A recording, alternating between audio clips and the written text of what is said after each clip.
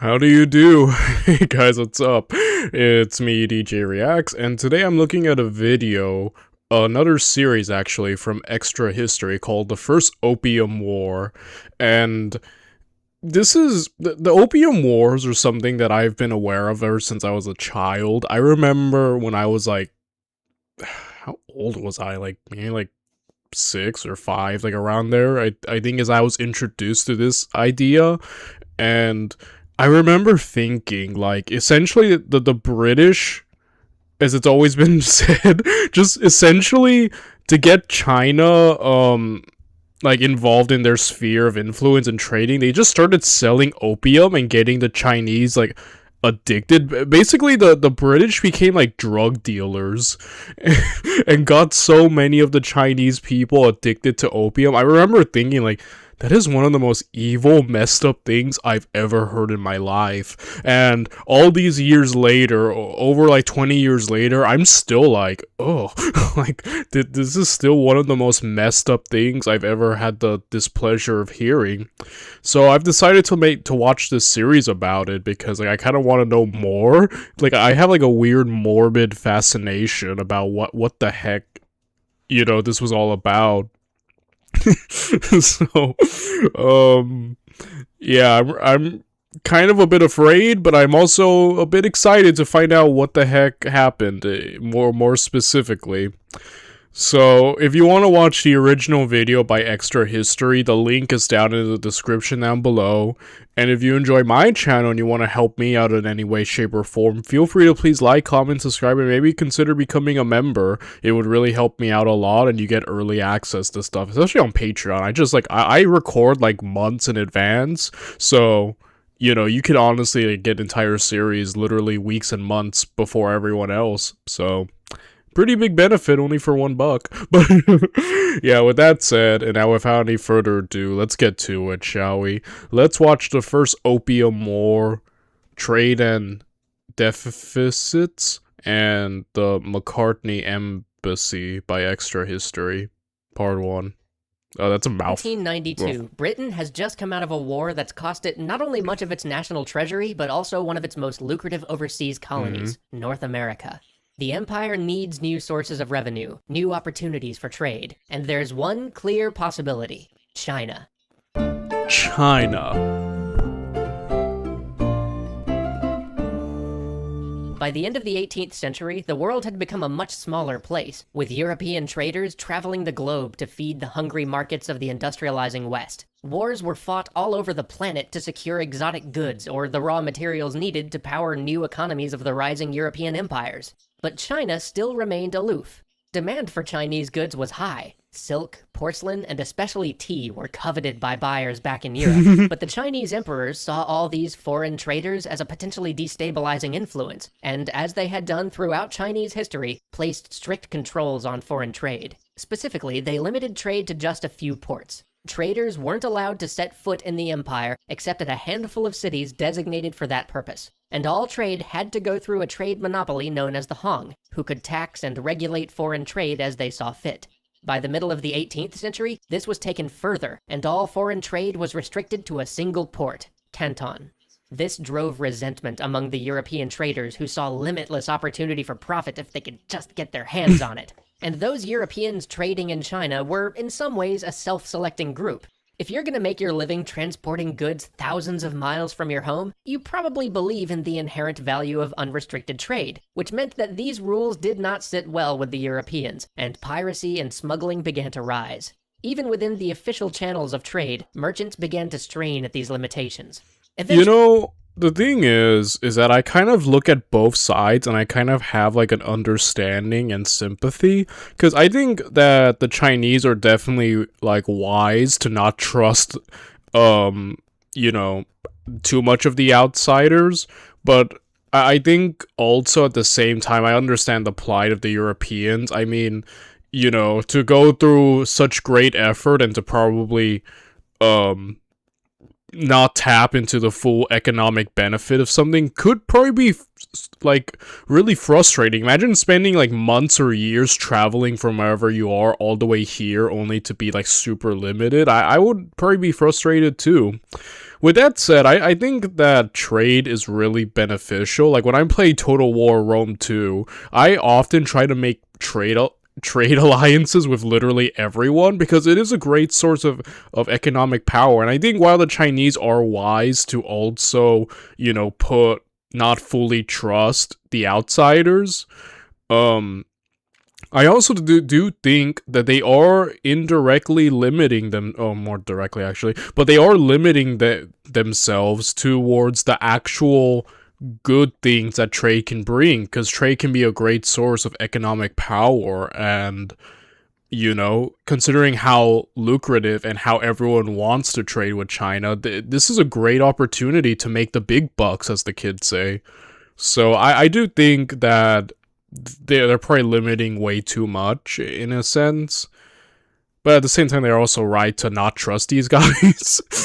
So, I don't know. I guess, like, probably the middle ground I would think of is probably not be too strict. Like, definitely put some restriction, but, like, I think they probably went a bit too far. Like, enough to try to maximize the potential earnings, but also not too much. Because really, so far, it seems like what the Europeans want most of all is trade. So as long as they get that and a stable trade thing, they probably won't try to undermine too much so long as they're getting what they want. So again, it's sort of a balancing act.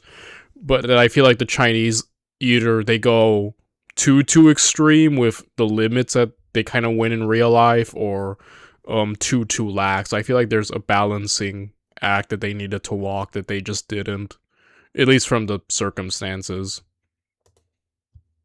Actually, an employee of the Honorable East India Company, the militarized trade organization responsible for British affairs in India, pushed by what he saw as abuses of corrupt officials and undue restrictions on free trade, decided that it was time to openly break the rules that the Chinese imposed. He left Canton and took his grievances upriver, literally and figuratively, wanting to be heard by someone in the Chinese hierarchy who was outside the Hong, outside the monopoly set up in Canton. And here's where divides of culture come in. Because it's possible that he wasn't acting in a way that he saw as malicious or even inappropriate. In fact, he may have been acting in a way that he thought of as perfectly reasonable were he in England. But he wasn't in England, and the arrogance of this traitor just deciding that his complaints should be elevated to imperial court rather than going through the proper authorities was unbelievable to the Chinese. More than that, it put into question whether these Europeans would stay in one port at all, or even obey Chinese law. And so further restrictions were put into place. Trade was clamped down on even more. But European demands for Chinese goods, especially English demands for their newfound love of black tea, continued to grow. It's true, you never get between an Englishman and tea, bro. Like, they're kind of known for tea. So, this is quite a dangerous, thing you've put up. They will literally turn your population into drug addicts just to get that good tea. But, I'm sorry. Yeah, the culture shock, right? Definitely, like I said, there's sort of a...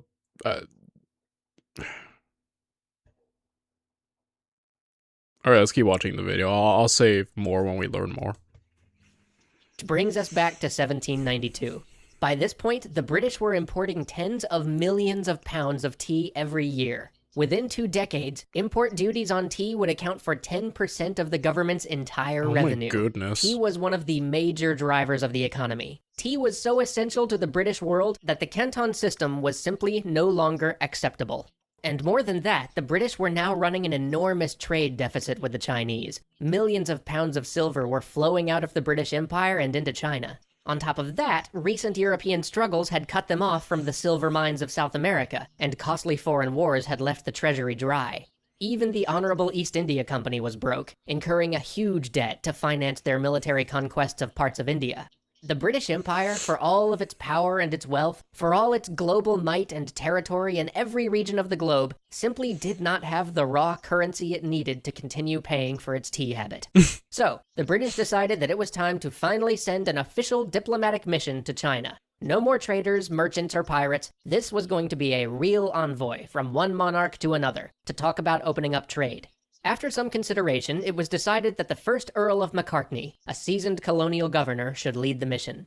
His aims were simple: end the Canton system, establish a permanent embassy, or at least get a permanent British representative in the imperial court, and, if possible, secure the grant of a small island off the coast of China where British merchants could operate under British rather than Chinese law.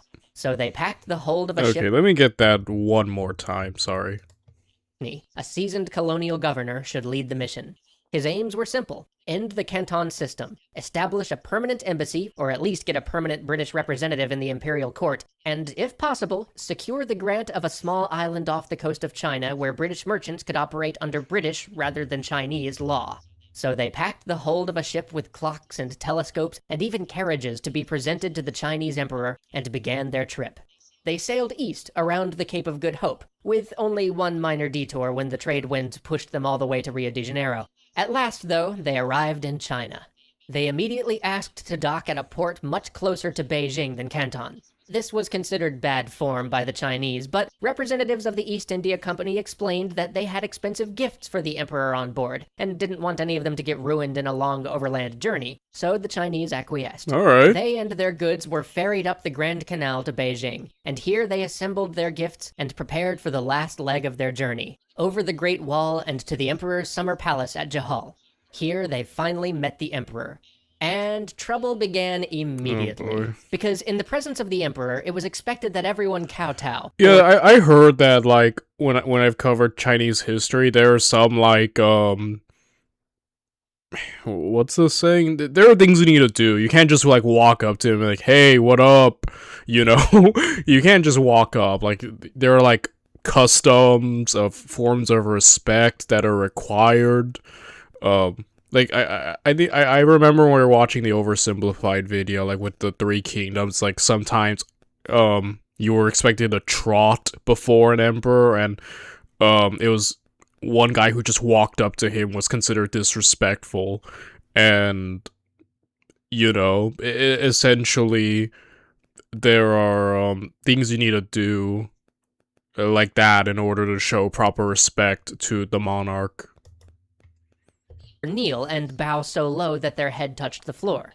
And Macartney, being a seasoned British governor and gentleman, hailing from what he believed was the most powerful and civilized nation in the world with, as he saw it, the most divine monarch, and not only the right but the duty to spread the British way around the globe, refused to do so. Oh boy. Okay. Yeah, he's on his Roman diplomat grinds. Because, you know, Roman diplomats were actually super known to be come across as super arrogant because they needed to represent Rome. So why do we think of modern diplomats as kind of needing to, you know, be soft-spoken, gentle, you know, respectful? Like, the Romans would just be like, hey, do this or else. I guess he's kind of on that mindset, but like with the British, right? Like, nah, bro, we're you know. To be fair, the British at this point are probably like, yeah, one of the most powerful forces in the world, so I could see where the arrogance isn't misplaced, but it isn't good for the diplomatic side of things. After all, if he wasn't going to touch his head to the floor for King George, he certainly wasn't going to do it here. Oh boy. So, after some wrangling and protestations, he proposed a counter-solution. He would perform the kowtow so long as, every time it was done, a Chinese official of equal rank would kowtow to a picture of George III. This was, of course, ludicrous to the Chinese, as, after all, they were from the most powerful and civilized nation in the world, with the most divine monarch, and who was this barbarian to try to put his king on anything like the emperor's level? Oh boy. You know, actually, that wasn't a bad compromise, actually. Like, oddly enough, it's like, okay, well, if I have to do this, you gotta do that. I don't know. To me, that doesn't sound like the worst thing, but I can also understand, it's just a culture clash, you know what I mean? Like, the customs and the things, this is just one of those good examples of just cultures clashing and it not going so well. Seriously. But even without the kowtow issue truly resolved, with Macartney merely genuflecting in the end, as he would to King George, the meeting went forward. Alright. Macartney showed off the marvels of British science, although mostly the flashier and less practical kind, and presented them to the Emperor. And here too, signals got crossed, because the Chinese court took this as a tribute mission. After all gift-giving missions to the Emperor are tribute missions. What else would it be? And yet the British thought that they were demonstrating all the reasons that China would benefit from opening up trade with them. So in the end, Macartney was dismissed without the Emperor agreeing to a single one of the goals he set out to achieve. And the Emperor sent one of the most gloriously, imperially snarky letters ever penned to King George, thanking him for his tribute, which, though neither he nor the Chinese actually wanted it, he would graciously accept out of respect for how far George had sent people just to pay him tribute. Wow. But no, China didn't need baubles or knickknacks from England, thank you. Trade would remain the way it was. So Britain was left Dang. Oh, wow. with a massive trade deficit. The East India Company was £28 million in debt as a result of their war in India, and the royal coffers were nearly dry.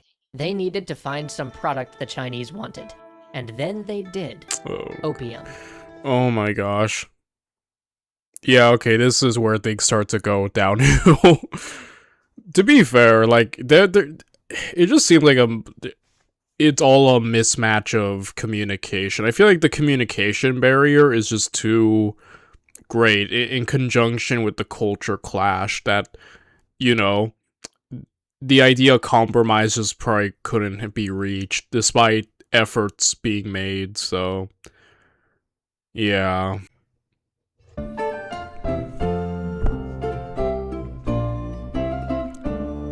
Last we left off, the treasury of the British Empire was flowing into China, and the Honorable East India Company was still reeling under the staggering debt it owed the government for underwriting its military conquests in India. Something needed to be done. They needed to find some tradable good, something other than silver, that the Chinese wanted to import to offset the massive costs of the Victorian need for tea. And the answer they found was opium.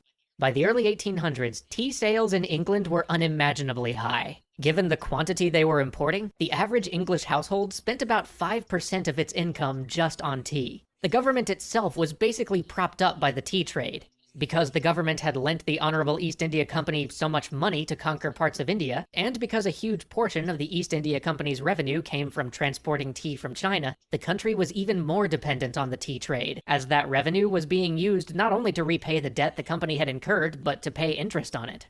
But even as the tea craze was consuming England, the Honorable East India Company was also coming to the realization that their conquests in India weren't realizing the returns they'd hoped. Their plans to grow cotton in India had gone awry, as cotton production in the Americas, and especially in Egypt, were on the rise. But it turns out that something else grew really well on all that land that they'd planned to use for cotton. Poppies. Oh gosh. So the East India Company found its solution. They would grow poppies in India, convert them into opium, sell that at a profit in China, use the profit to buy tea, and then sell that at a profit back in Britain. There were only a few problems with this plan, besides the fact that it meant pushing drugs on an unheard of scale. Yeah, this might be one of the greatest, like, drugs selling operations in human history. They really got an entire nation just addicted just for all this. It's so evil, but like kind of like it like leaves me in awe, but not in a good way, kind of not in the good kind of awe, more like in the WTF kind of awe, you know what I mean? There was also the issue that opium was technically illegal in China, Ooh, and the Honorable East India Company, being of course the Honorable East India Company, would never do something illegal.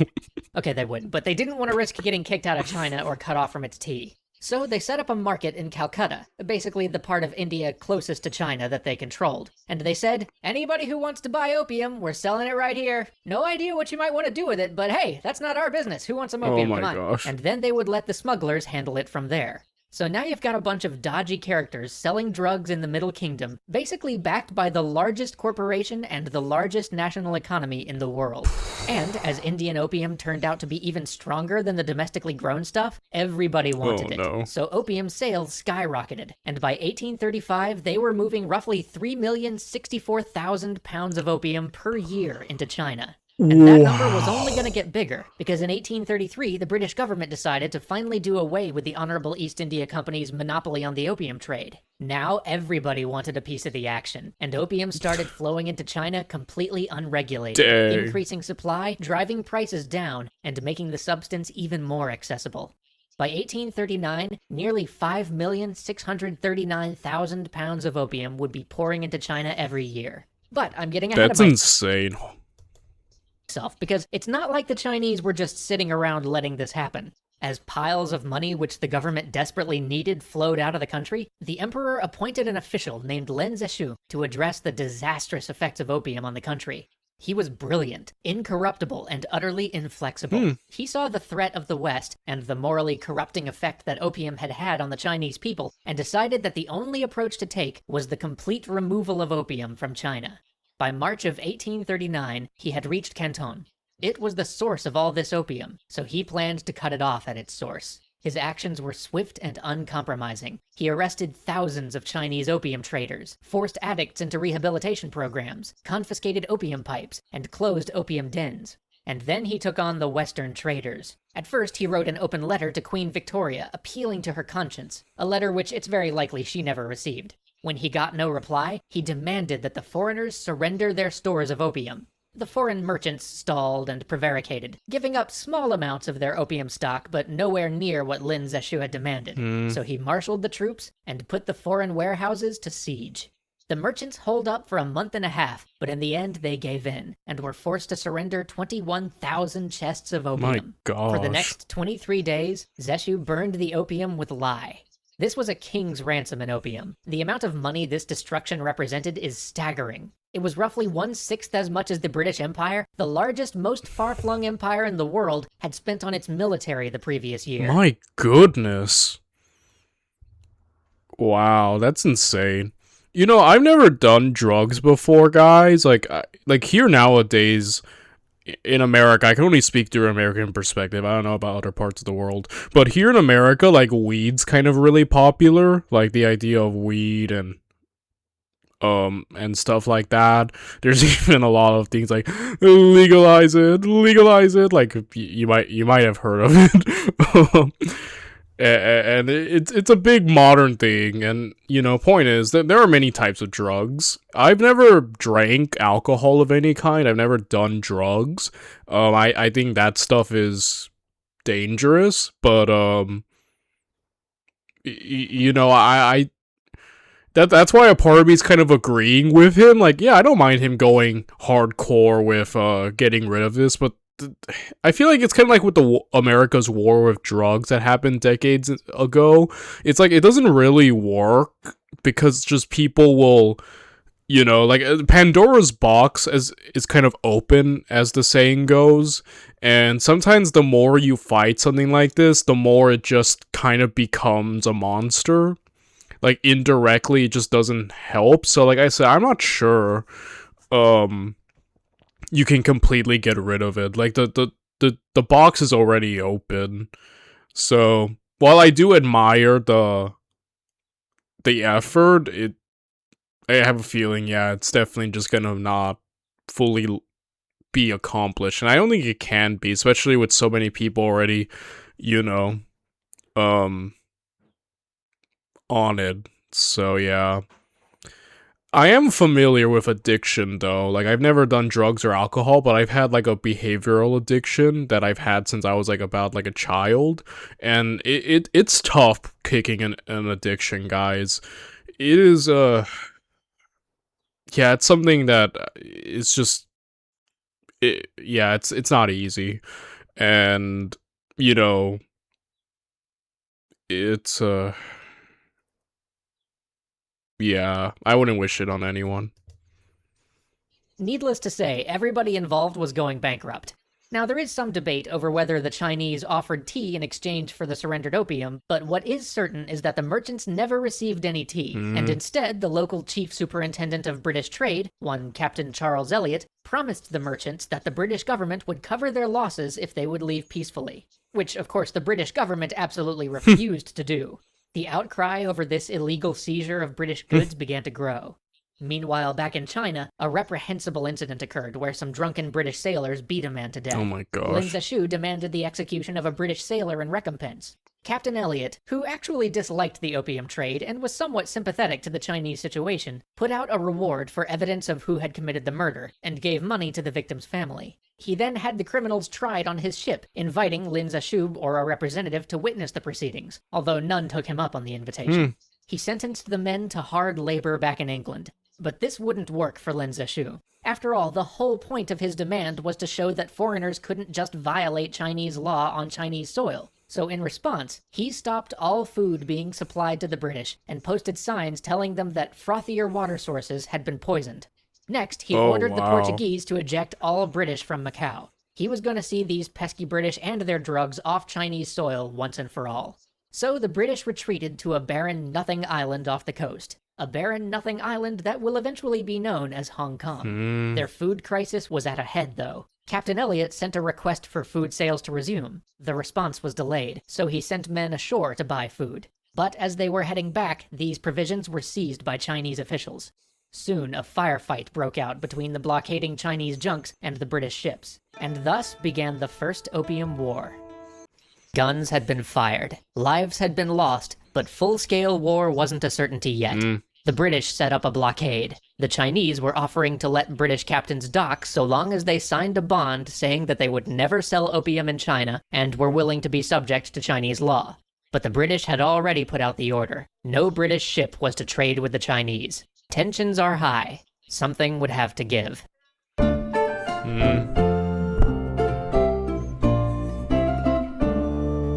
On the 3rd of November, 1839, a British ship by the name of the Royal Saxon approached Canton.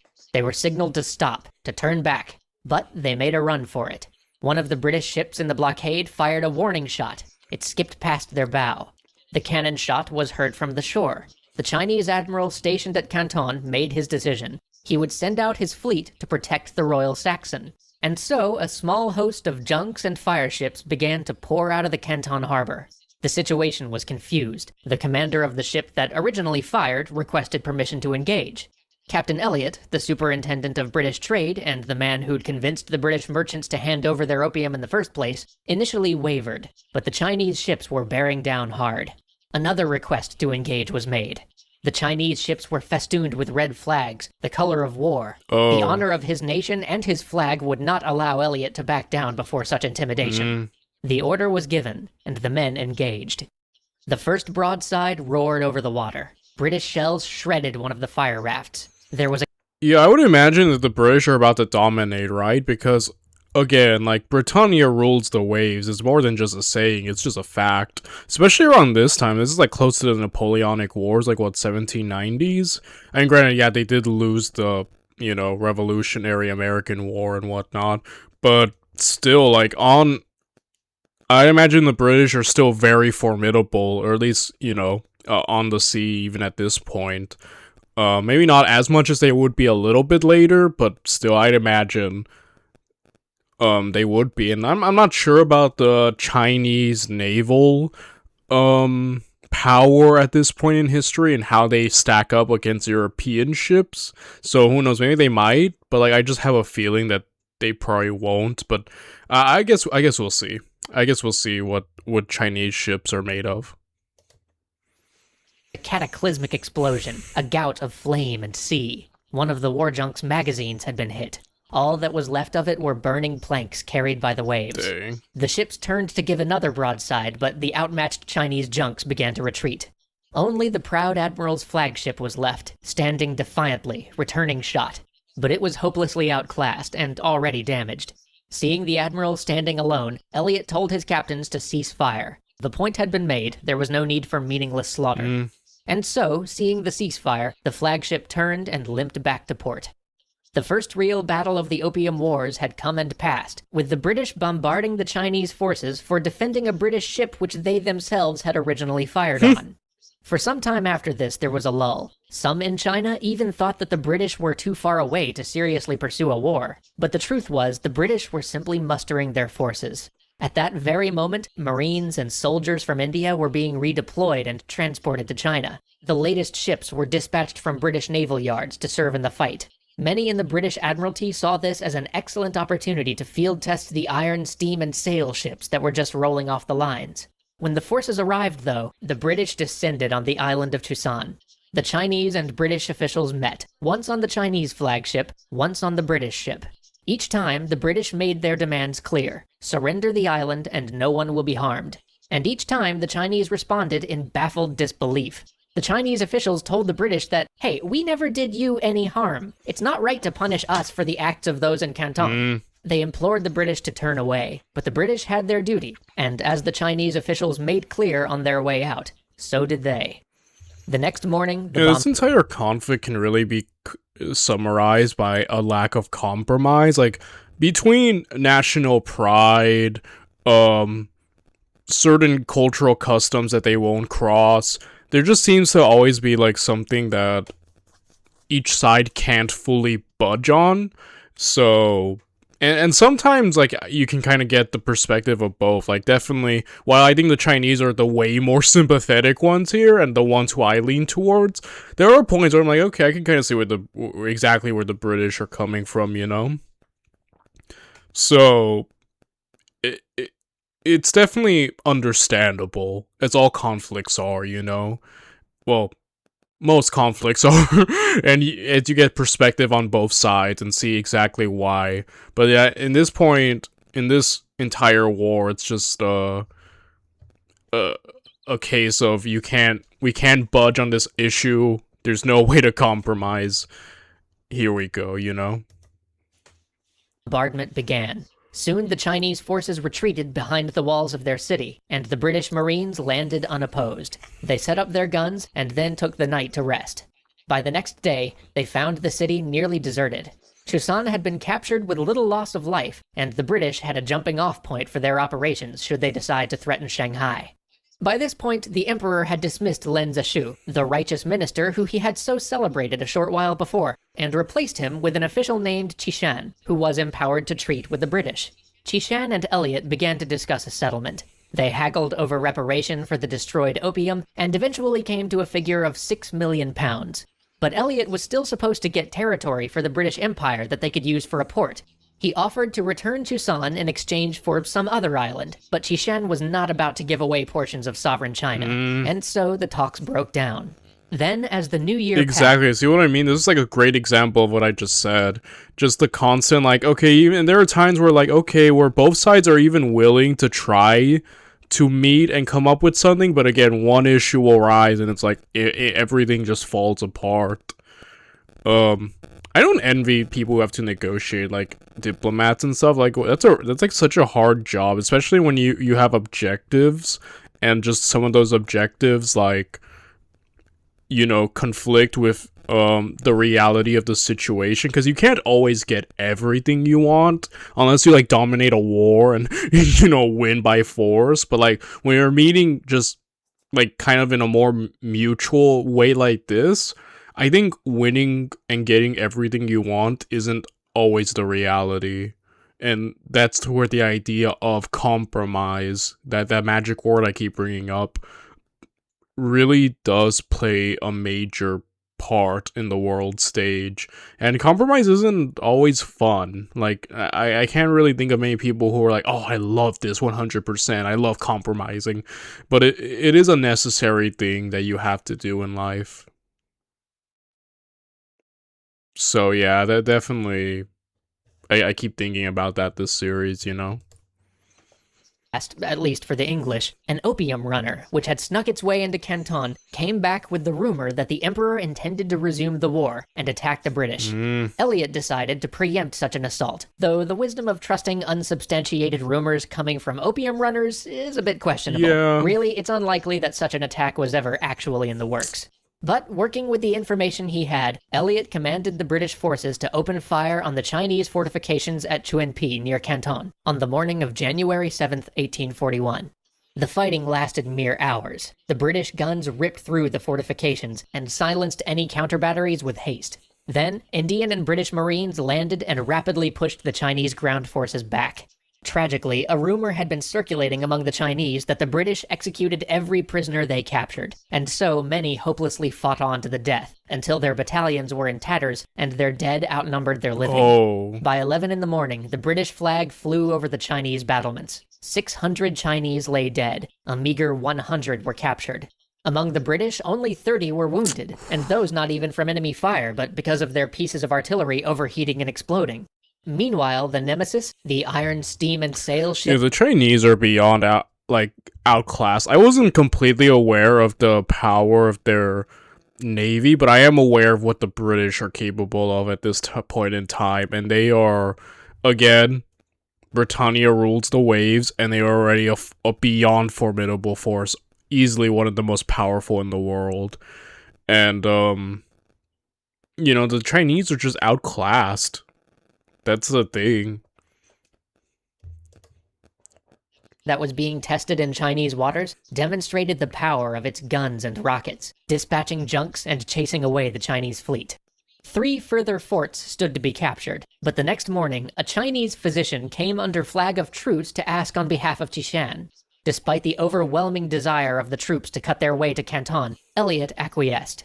Horrified by the slaughter he had just witnessed, he wrote to one of the British trades who was pushing the war that he hoped to resolve it without further bloodshed, and that if further conflict was necessary, it was clear that they could take what they wanted.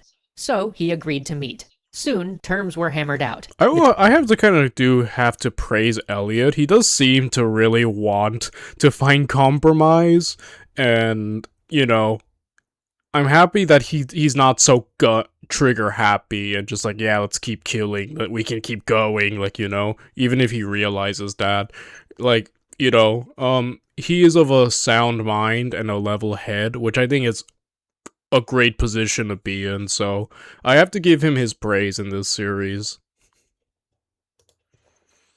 Chinese would pay $6 million in reparations. The British would pay $6 million to buy the island of Hong Kong. Ambassadors would be exchanged, the Chinese agreed to not call the British tribute-bearing barbarians anymore, and the British would return all the forts and the territory that they had taken during the war. And most importantly, trade would resume in a much more free and open manner. So, problem solved. The Chinese get just about the best terms they could conceivably hope for under the circumstances, and the British get to fulfill their mission and open up a whole new empire for trade. There's been some bloodshed, but in the end, everybody's happy, right? Well, not exactly. Elliot's boss back in England, a fellow named Lord Palmerston, who will undoubtedly crop up in other episodes down the line, was not happy. The British Empire didn't get the massive sum of money he wanted as reparations for the opium that was destroyed. They didn't get to keep the territory that they'd conquered. They didn't get as many open ports as he would like, and perhaps most of all, he was livid that Elliot, who had never really been comfortable with the drug trade in the first place, didn't even ask that opium be legalized in China. So, Elliot, for his swift and nearly bloodless execution of the war, was dismissed and sent packing. That sucks. I feel like Elliot had the right mindset in this entire situation, and was, like, yeah, I like I said, I side with Elliot, because I feel like the way he approached everything and handled it was, like, perfect.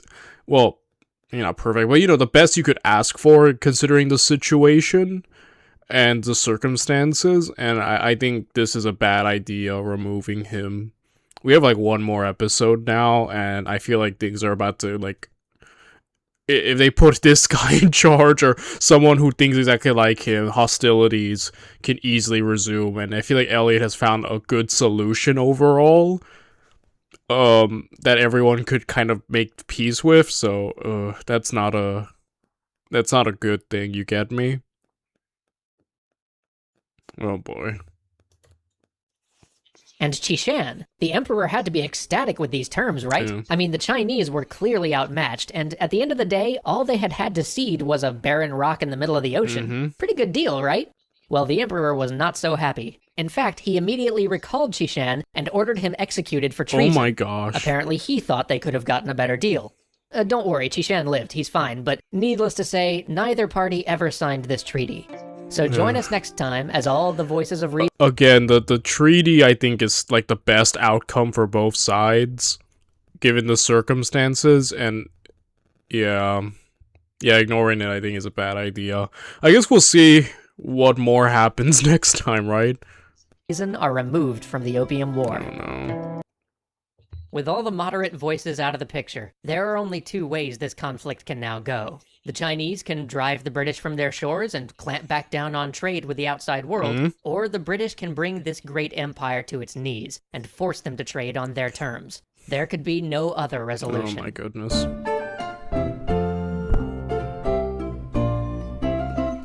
Yeah, my money's on the British. They're just... If it comes down to just, let's fight, the British just far outclass the Chinese in terms of naval superiority, and even ground forces. When the Chinese emperor dismissed Qishan, he summoned 3 men to replace him and take over the efforts against the British. One was his nephew, who would serve as the main commander. The other 2 were officials and military men.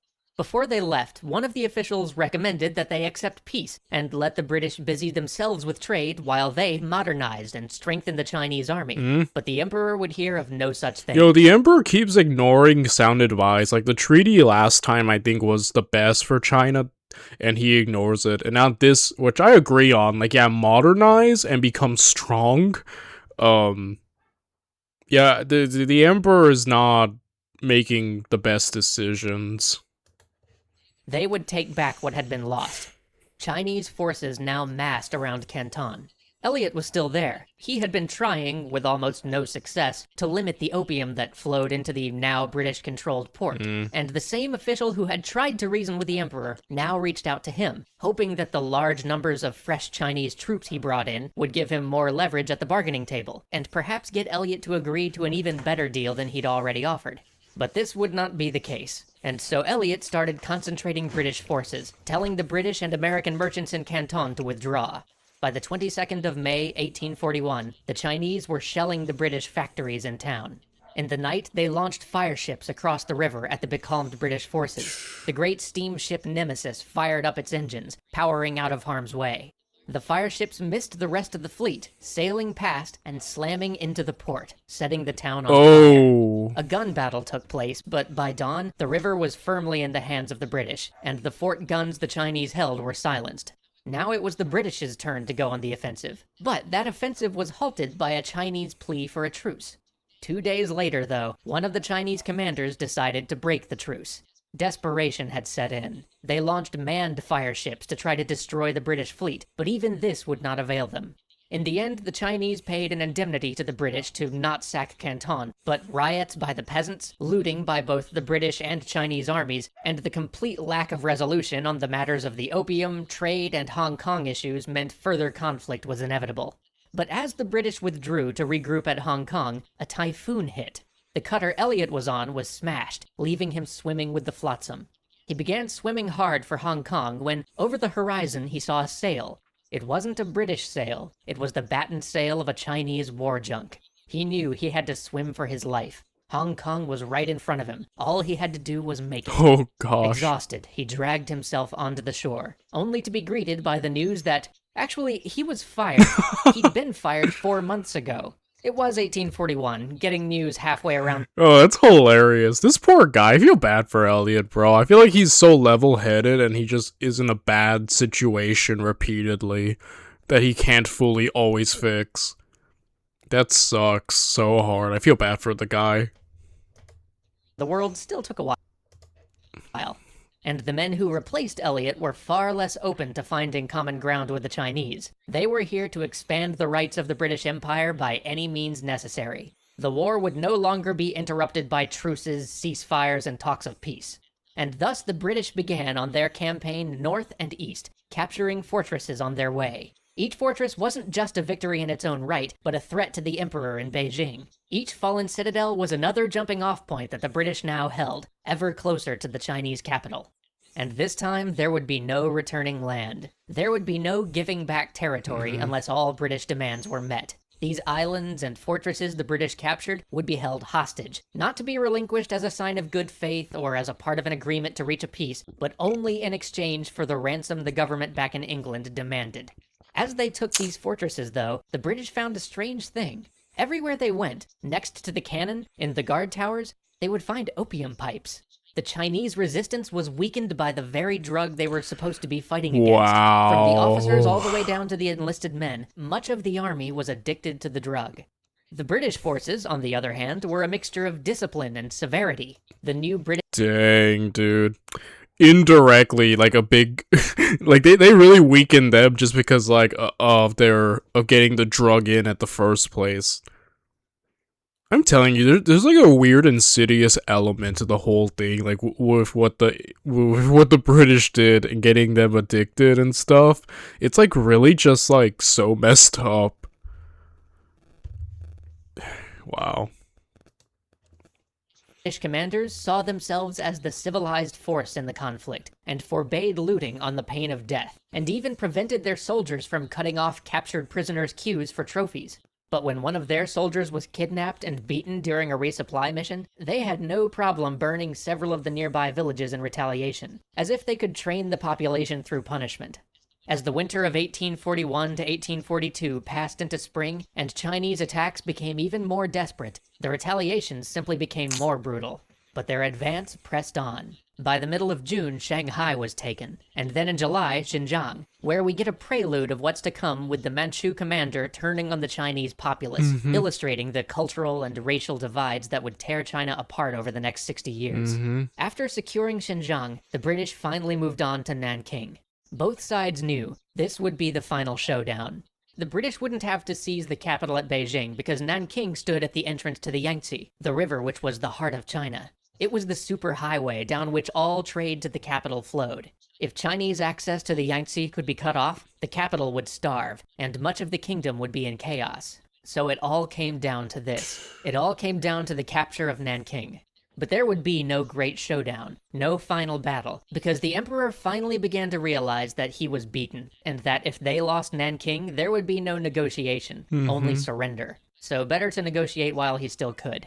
He sent an official down to talk to the British. At first, talks went nowhere, as the British demanded that the official be given authority to make binding deals for his government, the lack of which the court in Beijing had taken advantage of in prior negotiations to get out of treaties made by other officials. Cultural misunderstandings and attempts to delay as long as possible by the Chinese officials delayed the process slightly further, but by the middle of August, under imminent threat of attack on the city, negotiations commenced.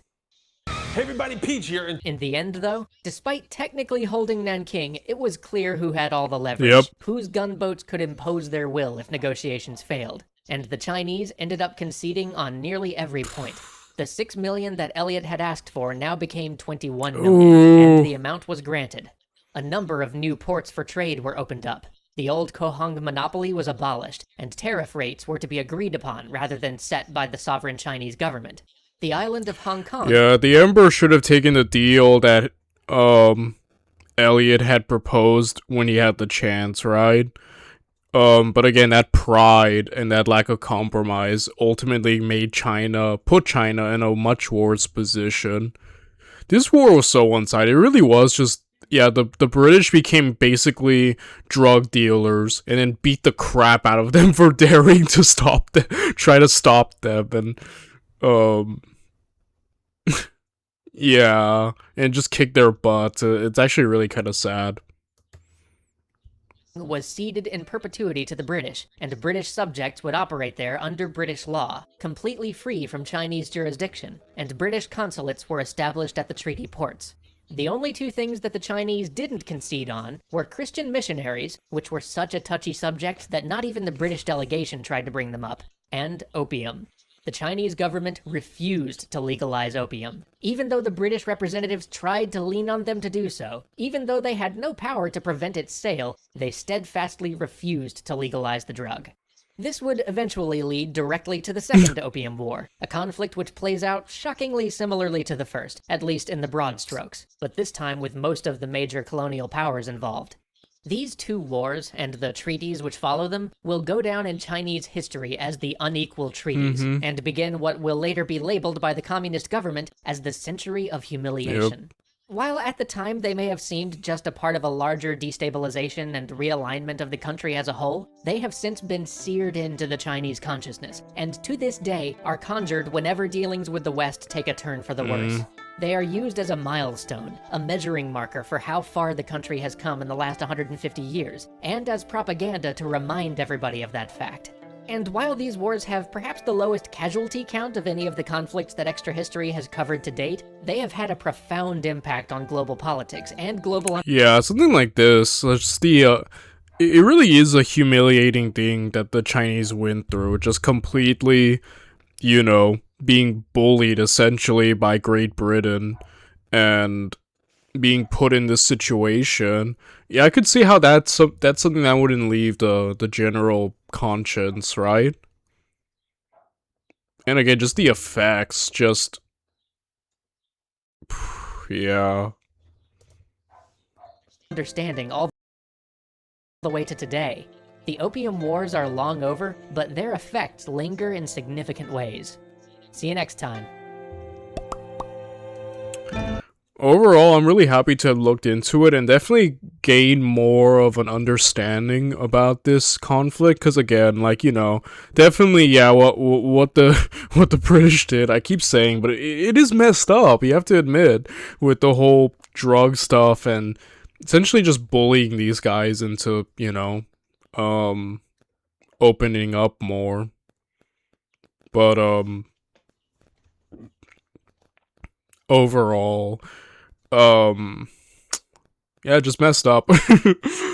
So again, another great series by Extra History, and I'm gonna end the video right here, and I'll see you guys tomorrow when we do something else. Bye everyone.